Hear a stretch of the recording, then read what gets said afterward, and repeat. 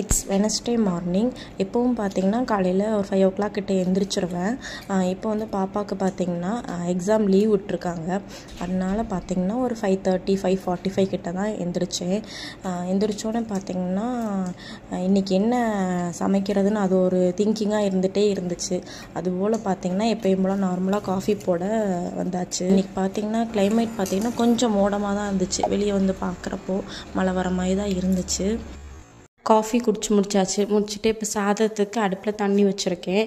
வச்சேன்னா அரிசியும் போட்டாச்சு. அது வாட்டுக்கு சைடில் வெந்துட்டுருக்கும். அதுக்குள்ளே நான் பருப்பு வேக போடுறதுக்கு ஏற்கனவே வெங்காயம், தக்காளி, பச்சை மிளகாலாம் கட் பண்ணி வச்சுருந்தேன். அது இப்போ வேக போட்டுட்டு அந்த வேகிற கேப்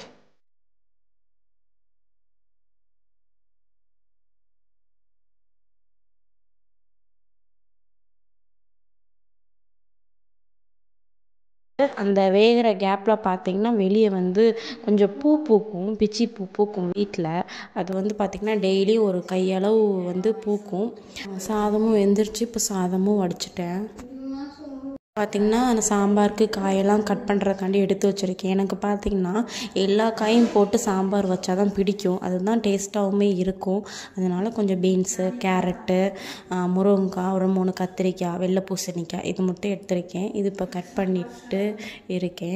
பாப்பாவுக்கு இப்போ எக்ஸாமுக்கு லீவ் விட்டனால தான் இப்போ அந்த 5:30 மணிக்கிட்ட எந்திரிக்க, இல்லைன்னா 5 மணிக்கிட்ட தான் எந்திரிப்பேன்.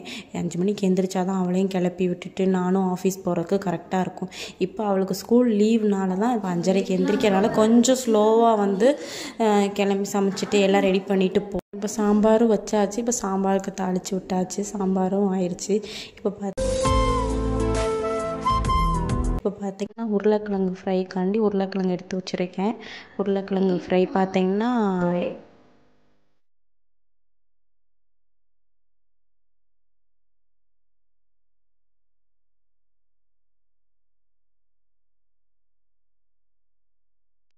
லன்ச் முடிச்சாச்சு. இப்போ வந்து மார்னிங் டிஃபன் பார்த்திங்கன்னா இட்லியும் தேங்காய் சட்னியும் பண்ணலான்னு இருந்தேன். இட்லி நான் இங்கே வந்து சாம்பார் வச்சுட்டு உருளைக்கிழங்குலாம் ஃப்ரை பண்ணிவிட்டு எல்லாம் வேலையெல்லாம் முடிக்கிற கேப்பில் அவள் எழுந்திரிச்சிட்டா. பாப்பாவுக்கும் அந்த அப்புறம் காஃபி கொடுத்துட்டு நான் வந்து இந்த லன்ச் எல்லாமே முடிச்சுட்டு கிளம்பிடுவேன். ஆஃபீஸ்க்கு 10 o'clock இருக்கணும்.